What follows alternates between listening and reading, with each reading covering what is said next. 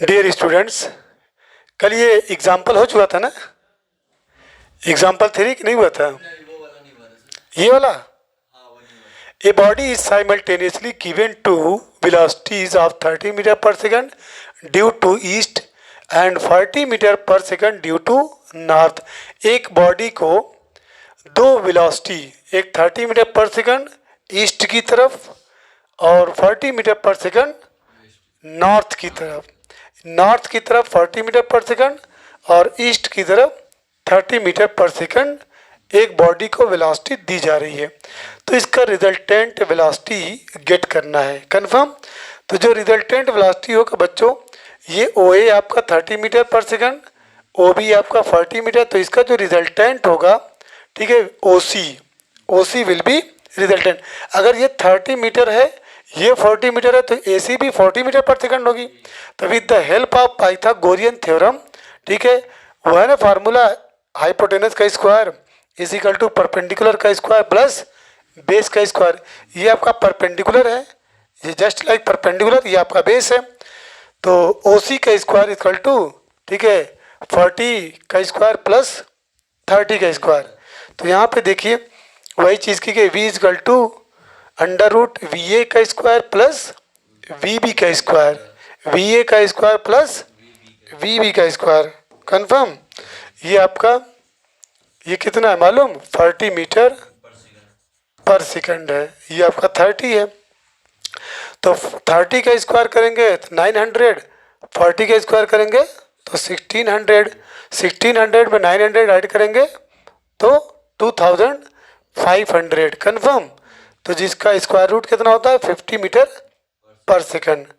अब इसके बाद द रिजल्टेंट वेलोसिटी v जो है, v मेक्स एन एंगल, यहाँ पे ध्यान दीजिएगा, जो ये रिजल्टेंट वेलोसिटी है बच्चों, रिजल्टेंट वेलोसिटी, ये आपका रिजल्टेंट वेलोसिटी है।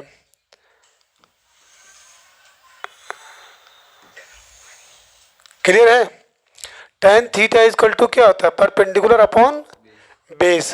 तो देखिए tan थीटा लिखेंगे आप, tan theta is equal to perpendicular upon base. Perpendicular कितना है? 40, ये बेस कितना है?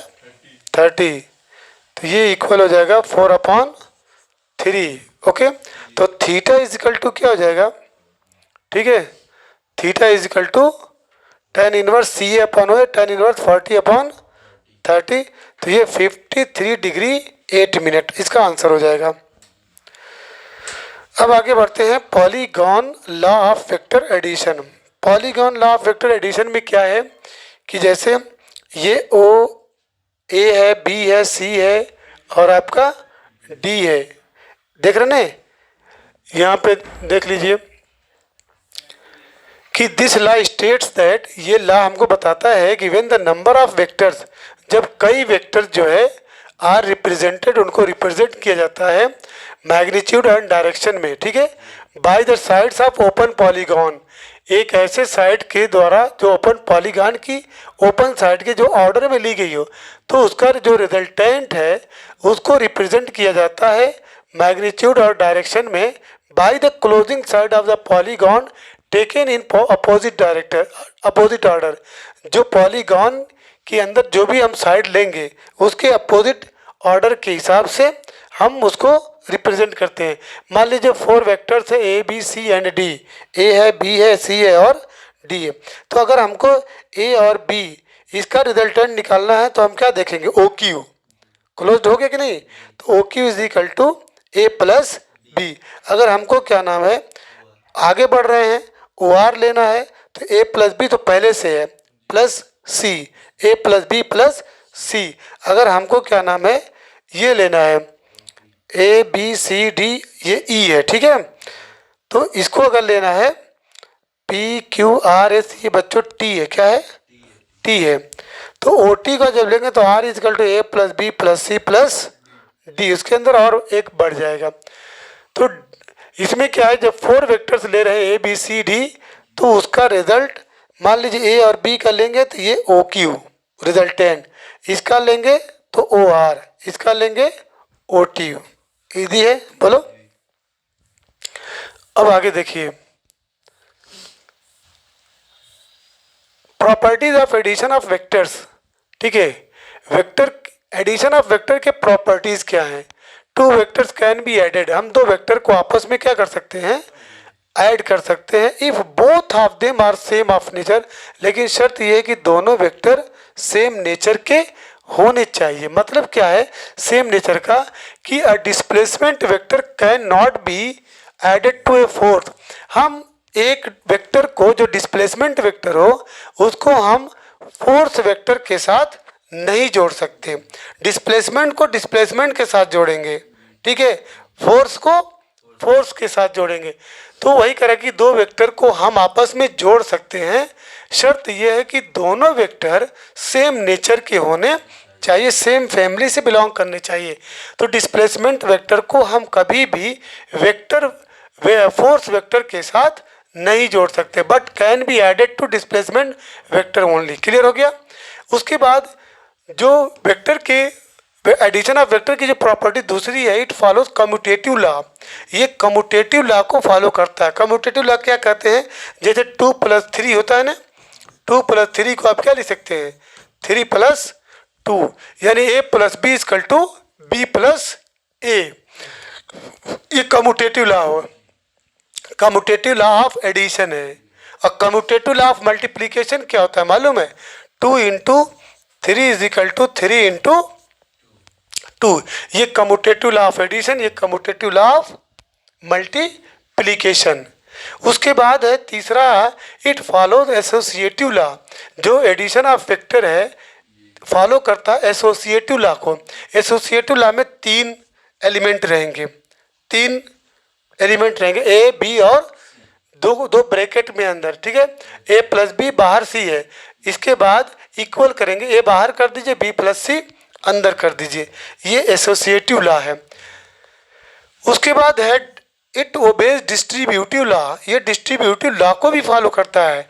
डिस्ट्रीब्यूटिव लॉ में देखिए, लैम्डा ब्रैकेट के अंदर a + b, तो बारी बारी लैम्डा से मल्टीप्लाई कर देंगे, लैम्डा a + लैम्डा b। उसके बाद है fourth property, resultant of two vectors of unequal magnitude can never be 0। मतलब दो वेक्टर का जो रिजल्टेंट है, जो अनइक्वल मैग्नीट्यूड, मतलब मैग्नीट्यूड बराबर न हो, कैन नेवर बी, जाहिर सी बात हो, कभी 0 नहीं होगा। a + 0 = a। फिर resultant of two vectors will be maximum. दो वेक्टर का जो परिणामी रिजल्ट आएगा वो विल बी मैक्सिमम। मैक्सिमम कब होगा? व्हेन दे आर पैरेलल, जब वो दोनों वेक्टर पैरेलल हो, एंड वाइस वर्सा। और कब मिनिमम होगा? जब दोनों एंटी पैरेलल होगा। देखिए, एक ही सेंटेंस में दोनों बात बोल दिया। दो वेक्टर का रिजल्टेंट मैक्सिमम कब होगा? जब दोनों पैरेलल हों। और वाइस वर्सा आप लिख सकते हैं कि दो वेक्टर का रिजल्टेंट मैक्सिमम की जगह पे क्या बोलेंगे? मिनिमम। क्या बोलेंगे? मिनिमम। मिनिमम कब होगा? व्हेन दे आर, यहाँ पे लिख देंगे एंटी पैरेलल। एंटी पैरेलल क्या चीज? वाइस वर्सा ही को तो बता रहा हूँ। वाइस वर्सा ये सेंटेंस न लिख करके क्या बोल दिया? वाइस वर्सा बोल दिया। मतलब कहना कि दो वेक्टर अधिकतम होंगे कब? जब दोनों समांतर हों, ठीक है, पैरेलल हों। और मिनिमम कब होंगे? इसीलिए ये सेंटेंस न बोल करके वाइस वर्सा बोला है। मिनिमम कब होंगे? जब दोनों एंटी पैरेलल होंगे। तो जैसे यहाँ केस 1 है, एंगल बिटवीन देम 0। पैरेलल का मतलब क्या होता है? थीटा की वैल्यू 0 होगी। तो R max = modulus a + b। Max कब होगा? Mod a + mod b। और केस 2 जो है, angle between them is 180 degree. जब एंटी पैरेलल होगा तो थीटा की वैल्यू क्या होगी? 180 डिग्री। तो R max = mod a - mod b। ठीक है। जैसे कहने का मतलब ये बच्चों ध्यान दीजिए, ये जो है एक जो है वेक्टर है, ठीक है, समझ में आई बात? और एक वेक्टर ये भी है। ये दोनों आपस में पैरेलल हैं कि नहीं पैरेलल हैं? ठीक है। तो यहाँ पे थीटा = आपका क्या 0 है, लेकिन एक वेक्टर इधर है, दूसरा वेक्टर आपका क्या है? इधर है। तो ये एंटी पैरेलल हो गया, ठीक है। अब एग्जाम्पल 4 है, a particle has displacement of 12 metre. ये वेरी वेरी इंपॉर्टेंट है। एक पार्टिकल जिसका डिस्प्लेसमेंट कितना है, 12 मीटर, टुवर्ड्स ईस्ट, किधर की तरफ है, ईस्ट की तरफ, एंड 5 मीटर टुवर्ड्स नॉर्थ, और 5 मीटर किधर है बच्चों, नॉर्थ की तरफ, and then 6 metre vertically upwards, और फिर उसके बाद 6 मीटर अब एकदम बिल्कुल वर्टिकली ऊपर की तरफ। Find the magnitude of the sum of this displacement. अब देखो आपको मालूम है ऊपर नॉर्थ होता है, ऊपर क्या है, नॉर्थ है, नीचे आपका साउथ है, ये ईस्ट है और ये वेस्ट है। तो बाहर 12 मीटर ईस्ट की तरफ, इधर आपका ईस्ट है, मालूम मालूम कि नहीं, ये आपका ईस्ट की तरफ कितना जा रहे हैं, 12 मीटर हैं, चले गए 12 मीटर। उसके बाद 5 मीटर नॉर्थ है, ये 5 मीटर बच्चों ऐसे जाना है, ऐसे किधर जाना है, लेकिन चूंकि हमको डायग्राम पे दिखाना है, ठीक है, तो दूसरा हम दिखा नहीं पाएंगे, लेकिन ऐसे है वो फिगर, याद रखिएगा 5 मीटर ये नॉर्थ की तरफ, ठीक है। बुक में थोड़ा सा तिरछा कर दिया है, क्लियर है। अब इसके बाद इतने का पहले रिजल्टेंट निकाल लीजिए, कितने का, ये जो दिया है ना ये, इतने का जब निकालेंगे रिजल्टेंट, ये रिजल्टेंट निकालेंगे तो 12 का स्क्वायर प्लस 5 का, क्योंकि राइट एंगल ट्रेंगल है, ये आपका, मैं इसको जूम दे रहा हूँ, जूम, ये 12 है और ये 5 है, ठीक है, और यहाँ पे 90 डिग्री है, तो ये ए है, बी है और सी है, मान लीजिए, हाँ, ए सी का square is equal to A B का स्क्वायर, 12 का स्क्वायर प्लस बी सी का स्क्वायर, ये 144, ये 25, ये कितना हो जाएगा 169, ए सी इजकल टू क्या मिला 13 मीटर, क्या निकाला, डिस्प्लेसमेंट निकालना है, ये 13 हो गया। अब यहाँ पे 13 लिख के, अब ठीक इसके परपेंडिकुलर 6 मीटर और है, इसके जस्ट परपेंडिकुलर क्या हुआ, ये 6 मीटर, और फिर इसके बाद इसको जोड़ दीजिए, ठीक है। अब 13 का स्क्वायर करेंगे और 6 का स्क्वायर करेंगे, 13 का स्क्वायर करेंगे और यहाँ पे लिखेंगे what, in triangle A B सी,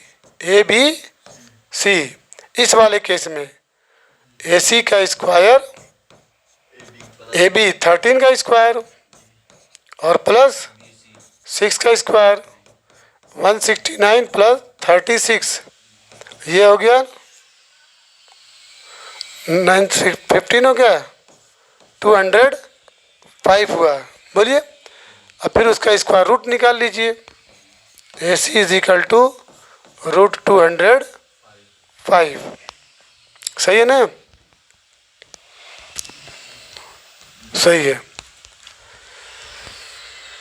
तो यहाँ पे देखिए ये तो 13 मीटर आ गया, उसके बाद again from triangle O B C करेंगे तो 205 आया था, जिसका स्क्वायर रूट 14.32 मीटर। आगे बढ़े, चलिए आगे बढ़ते हैं। ये कौन सा नंबर था, ये हमारा 74। अब आगे बढ़ते हैं 75। ये देखिए वेरी वेरी इंपॉर्टेंट है, सब्ट्रैक्शन। दिखाई दे रहा है कि नहीं दिखा रहा, जूम कर देना।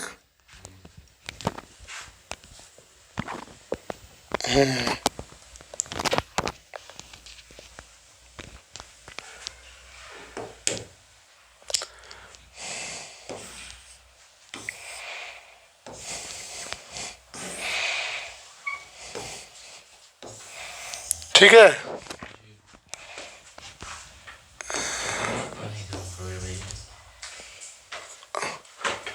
हो जाएगा, नहीं हो जाएगा तो नहीं हो जाएगा, बंद करो।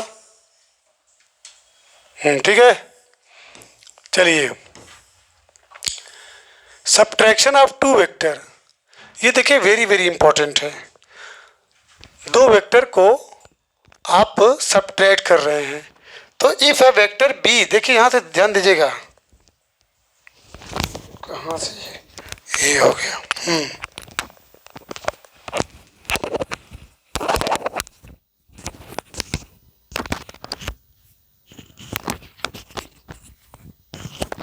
ठीक है।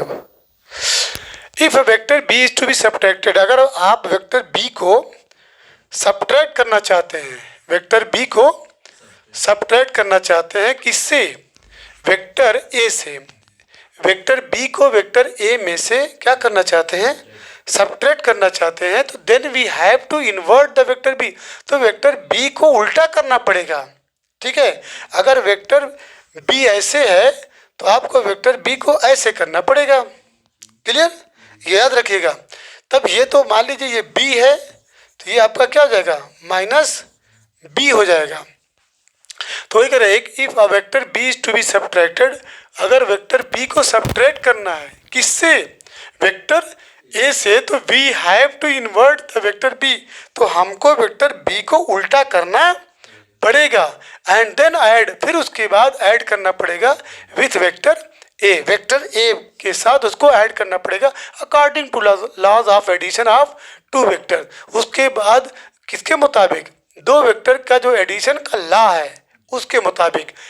Hence the subtraction of vector B from A vector A is defined as the addition of vector minus B. अब देखिए बहुत अच्छी डिफिनीशन है, the subtraction of vector B, vector B का सब्ट्रैक्शन वेक्टर ए से इज डिफाइंड, इसको define किया जाता है addition of vector minus B के वेक्टर को एडिशन, ठीक है, that is negative of vector B to vector A, it is expressed as R is equal to A plus, देखिए A plus minus B is equal to A minus B.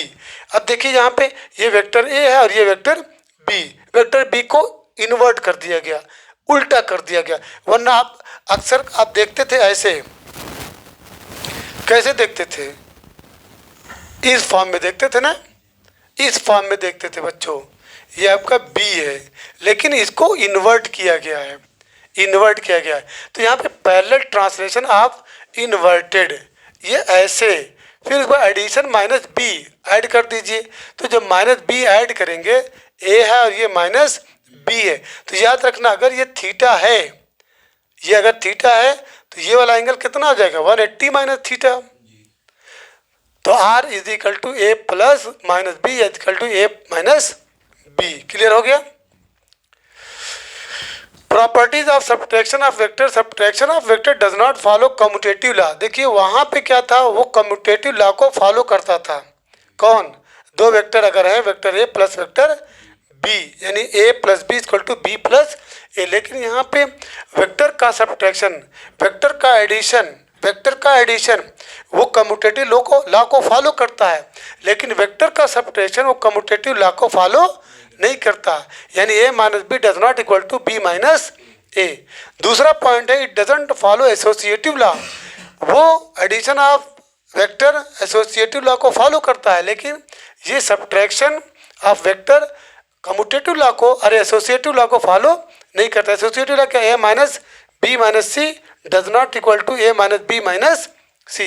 इसी तरीके से ये जो है ये फॉलो करता डिस्ट्रीब्यूटिव लॉ को, वो भी फॉलो करता था, कौन, addition of vector, addition of vector वो जो है कम्यूटेटिव लॉ को भी फॉलो करता है, एसोसिएटिव लॉ को भी फॉलो करता है, और आपका डिस्ट्रीब्यूटिव लॉ को भी, डिस्ट्रीब्यूटिव लॉ को भी ये फॉलो करता है, subtraction of vector lambda A minus B equal to lambda A minus lambda B.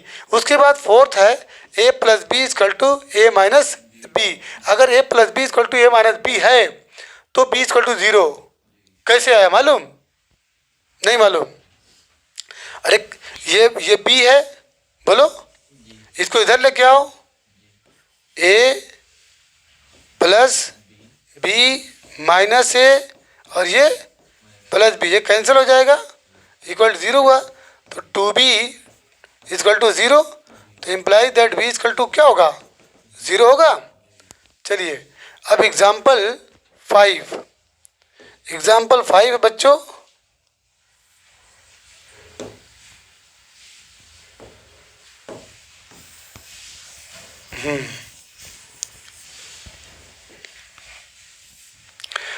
Forces of 5 Newton towards east.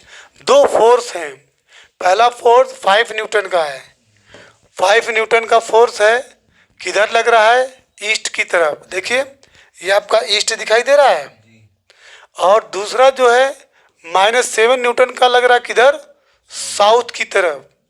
ऊपर नॉर्थ है, नीचे आपका साउथ है। क्लियर। तो एक ईस्ट की तरफ और दूसरा साउथ की तरफ, नीचे नीचे, याद रखिएगा। यानी इधर 5 है और इधर -7 है, लेकिन दिखाया गया इस तरीके से, कोई बात नहीं, ठीक है। इसको आप डाउन भी कर सकते थे, ठीक है, मतलब जस्ट लाइक इस तरीके से आप इसको ऐसे कर सकते थे। ओके, तो 5 न्यूटन और -7 न्यूटन। तो फाइंड द रिजल्टेंट फोर्स, बहुत इजी है। रिजल्टेंट इसका जो, ठीक है, हाइपोटेनस बनेगा उसको मिला दीजिए। तो जब हाइपोटेनस मिलेगा बच्चों, ये हाइपोटेनस है, तो हाइपोटेनस का स्क्वायर इक्वल टू परपेंडिकुलर का स्क्वायर। ये हाइपोटेनस है, इसका स्क्वायर कर दीजिए। ये परपेंडिकुलर, ये बेस है, ये परपेंडिकुलर है, ये आपका बेस है। तो F is equal to √a square plus -b square square, 5 का स्क्वायर -7 का स्क्वायर। इसको सॉल्व करेंगे तो √74 8.6 न्यूटन मिल जाएगा। क्लियर, इजी था। रिजोल्यूशन ऑफ वेक्टर्स क्या है, resolution of vectors in plane in 2 dimensions. The process of splitting a single vector, एक सिंगल कोई वेक्टर है उसको स्प्लाइट करने का जो प्रोसेस है, अलग अलग हिस्सों में बांट देने का जो प्रोसेस है, इन 2 और मोर वेक्टर, 2 या 2 से ज़्यादा वेक्टरों में अगर उसको विभक्त कर देते हैं, तोड़ देते हैं, बांट देते हैं, ठीक है, इन डिफरेंट डायरेक्शन, अलग अलग डायरेक्शन में, which collectively produce the same effect, जिसका सामूहिक तौर पे सेम प्रभाव रहता है, as produce by the single vector.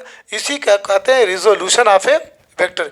एक वेक्टर को, ठीक है, 2 या 2 से अधिक वेक्टर में बांट दीजिए जिसका टोटल प्रभाव सेम रहे, ठीक है, तो उसको कहते हैं resolution of vector. The various vector into which a single vector is split are known as component. मतलब जितने वेक्टर में उसको तोड़ेंगे, एक सिंगल वेक्टर को जितने वेक्टर में आप उसको विभक्त करेंगे, तोड़ेंगे, उसको उस वेक्टर का कंपोनेंट कहा जाता है, कंपोनेंट कहा जाता है। क्लियर। आइए एग्जाम्पल से समझने की कोशिश करते हैं। एनी वेक्टर, यही से है ना, कुछ छूटा नहीं है। Any vector can be expressed as the linear combination of 2 unit vector. किसी भी वेक्टर आर को हम एक्सप्रेस कर सकते हैं लीनियर कॉम्बिनेशन ऑफ, यानी 2 यूनिट वेक्टर के जोड़ में हम एक्सप्रेस कर सकते हैं। एक्स एक्सिस पे आई, वाई एक्सिस पे J, at right angle, that is, यहाँ पे आप देख रहे हैं कि एक ये आई है और ये आपका जे है, ये आपका पी है, ठीक है। तो इसको हम आर इज इक्वल टू क्या लिख सकते हैं, X I plus Y J, X I plus Y J. The vectors X I and Y J, X I and Y J are called the perpendicular components of R. ये very very important में note करिएगा कि x आई और Y जे को, भाई ये line x आई वाली है और ये वाई जे की है, बोलिए, ये दोनों एक दूसरे पे क्या हैं, परपेंडिकुलर है। तो इसीलिए एक्स आई वाई जे को हम क्या बोलते हैं, perpendicular components of R. The scalars X and Y are called the components are resolved parts of R. X और वाई को हम क्या बोलेंगे, कंपोनेंट्स और रिजॉल्व पार्ट्स ऑफ आर बोलेंगे in direction of X axis and Y axis. तो resultant vector इसका निकालेंगे, mod R equal to √x square plus Y square. I square 1 होता है, आई स्क्वायर खत्म हो जाएगा वो। तो if theta is inclination of R with axis then tan theta, यानी tan theta equal to perpendicular upon base होता है। तो परपेंडिकुलर तुम्हारा वाई है और बेस अपॉन एक्स है, वाई अपॉन एक्स, फिर theta equal to tan inverse Y by X. इसको याद रखिएगा, अगर tan theta is equal to Y by X है ना, जब यहाँ से थीटा से के पास से टेन हटाएंगे ना, टेन, तो ये टेन इनवर्स बन कर के इधर आएगा। चलिए, resolving vector into two components, इसको भी पढ़ लीजिए। Resolving vector into two components मतलब हम एक वेक्टर को रिजॉल्व कर रहे हैं कितने कंपोनेंट्स में, दो वेक्टर, दो कंपोनेंट में, वेक्टर्स अलोंग गिवन डायरेक्शन। चलिए मान लीजिए ड्रॉ करते हैं ओ क्यू। ओ क्यू देख रहे हो, O Q to represent the resultant vector R. वो रिजल्टेंट वेक्टर आर है किसका, ए का और बी का। तो resultant vector R in magnitude and direction from point O draw a line OP. OP देख रहे हैं किसके पैरेलल, वेक्टर ए के पैरेलल। और फ्रॉम पॉइंट पी से ड्रॉ करो किसके पैरेलल, ठीक है, बी के पैरेलल। तो देन दीज टू लाइंस, ये दोनों लाइन इंटरसेक्ट कर रही है, ये दोनों लाइन इंटरसेक्ट कर रही है किस पे, पॉइंट पी पे। As shown below from triangle law of vector addition O Q is equal to O P plus P Q. ठीक है, अब O Q is equal to O P plus P Q. O Q को R मान लीजिए, ठीक है, तो R is equal to कोई नंबर, ये स्केलर है lambda A plus mu P, तो R is equal to lambda A plus mu B. ये आप पीछे पढ़ चुके हैं, रिपीट कर दिया गया एक तरह से। अब इसके बाद rectangular component resolving a vector into a plane. इसमें क्या, ये आपका एक्स आई है, ये आपका ए वाई जे है। ए एक्स इसलिए कि एक्स एक्सिस, ए वाई इसलिए कि वाई एक्सिस। आई इंडिकेट करता है यूनिट वेक्टर को अलॉन्ग एक्स एक्सिस, और J unit vector along Y axis. तो अब यहाँ पे A is equal to A X I plus A Y J, magnitude लेंगे तो under root A X square plus A Y square. उसके बाद इसका टेन थीटा ले लीजिए, tan theta equal to A Y upon A X, या theta equal to tan inverse A Y upon A x. आइए एक एग्जाम्पल है, a person walks in the following pattern. एक व्यक्ति है जो इस तरीके से चलता है, किस तरीके से चलता है, 3.1 किलोमीटर नॉर्थ। 3.1 किलोमीटर किधर जाता है, नॉर्थ में। नॉर्थ ऊपर होता है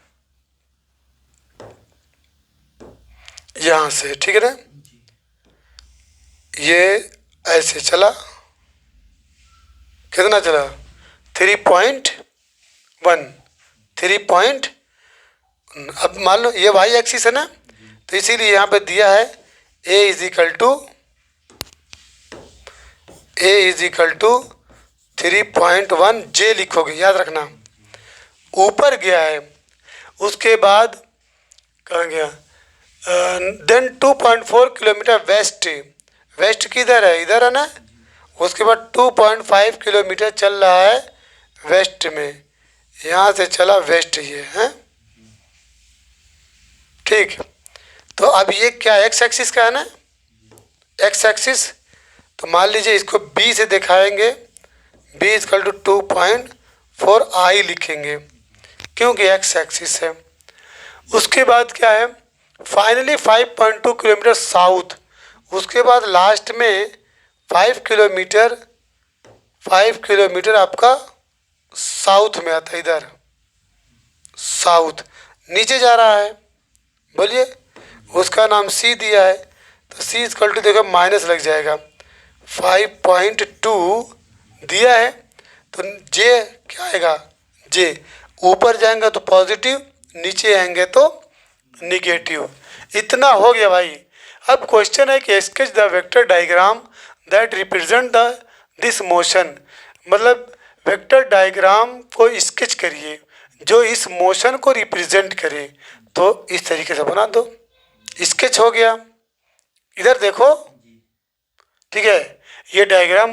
अब इसके बाद पहला पार्ट ये हो गया। दूसरा part, how for the person will from its initial point, अपने इनिशियल पॉइंट से, ये इनिशियल पॉइंट है, यहाँ गया, यहाँ गया, यहाँ गया, कितना दूर जो है वो, कितनी दूरी तय की। How for the person will B from its initial point, initial point से वो व्यक्ति कितनी दूरी तय किया, ठीक है।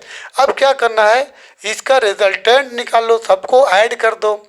Final point is represented by R is equal to A plus B plus C, यही तो करना है, कितनी दूरी तय किया। तो A plus B plus C, तो ये दोनों निगेटिव है, तो निगेटिव के साथ जोड़ देंगे, लेकिन निगेटिव के साथ जोड़ेंगे नहीं, ये आई है और ये जे है, यानी R is equal to A plus B plus सी।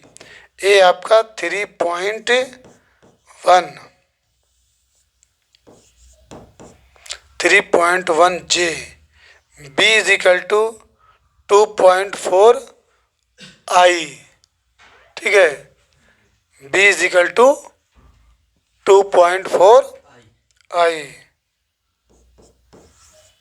2.4 आई।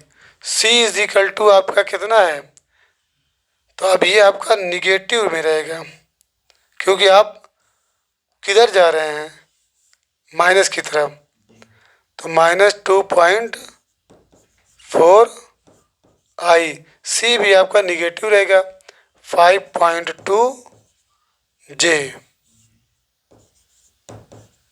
5.2 जे।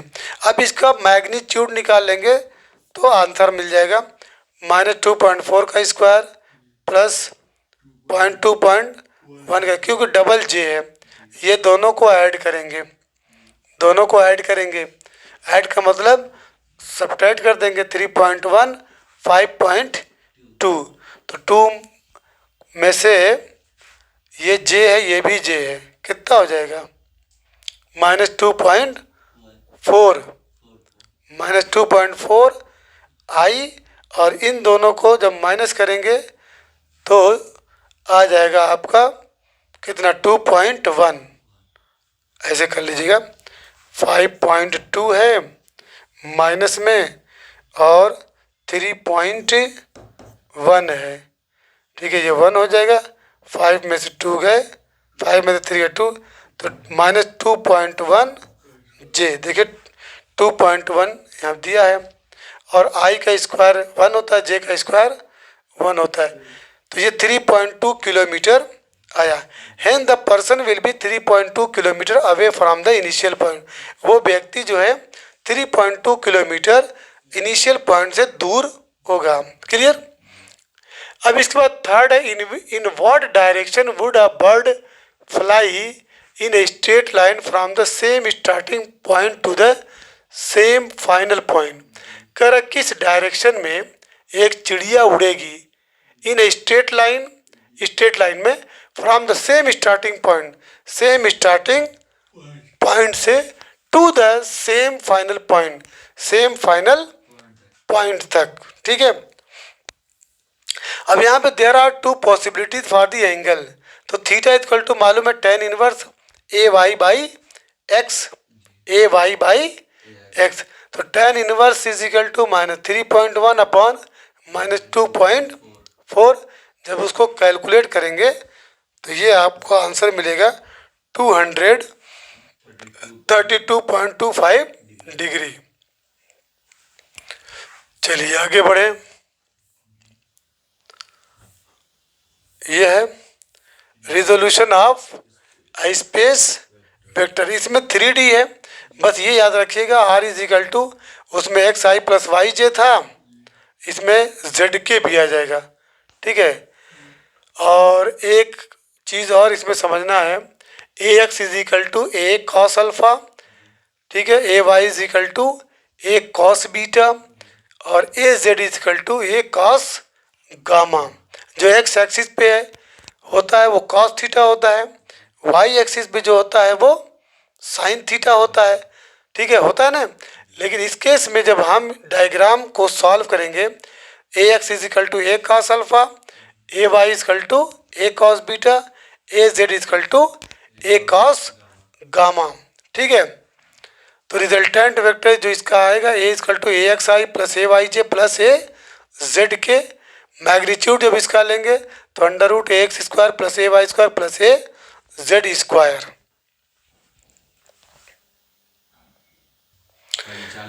अब देखिए इसका एग्जाम्पल एक है, position coordinate of A B are -1 5, ठीक है। यहाँ पे कुछ छूट गया लग रहा है, एक छूटा हुआ है ना पेज, नहीं यहाँ पे देख लीजिए, वो यहाँ पे छूटा हुआ है 7 है, ठीक है।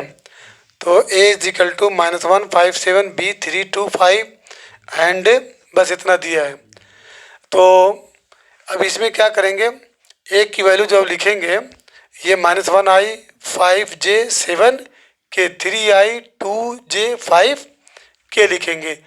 तो express A B in terms of position coordinate, A B को एक्सप्रेस करना है किसके टर्म में, पोजीशन कोऑर्डिनेट। याद रखने का A B is equal to होता है बच्चों, A B is equal to O B minus O A होता है, ये याद रखिए। जब पोजीशन वेक्टर की बात आएगी तो A B is equal to O B minus O A. अब ओ बी क्या है, यहाँ से लेके ओ बी 3i, यानी ये पहले आ रहा है ओ बी आ रहा है, तो 3i यानी यहाँ पे लिख रहा है A B is equal to O B minus O A, तो 3i और प्लस 2j और प्लस 5 के और माइनस हो जाएगा ओ ए में ये आ रहा है -1i यानी खाली i और प्लस 5j प्लस 7 के। अब जब माइनस अंदर जाएगा तो ये 3i plus 2j plus 5k minus minus plus i minus 5j minus 7k imply that 3i और एक i कितना i 4i 2j minus 5j नहीं 7 कैसे प्लस माइनस है अरे हाँ sorry -3j 5k minus 7k minus 2k।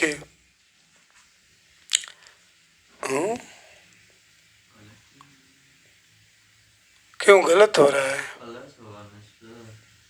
हैं? 3i plus 2j minus A B O B minus O A O B 3, ये यहाँ पे निगेटिव है क्या? हाँ निगेटिव है, हम लोग इसको देख लिए थे, ये निगेटिव बच्चों कहाँ गया 3i, ये निगेटिव है, समझ आई बात? ये क्या मिटा है, ये क्या है माइनस, बस यही गलती है ना। तो ये हो जाएगा आपका, ये भी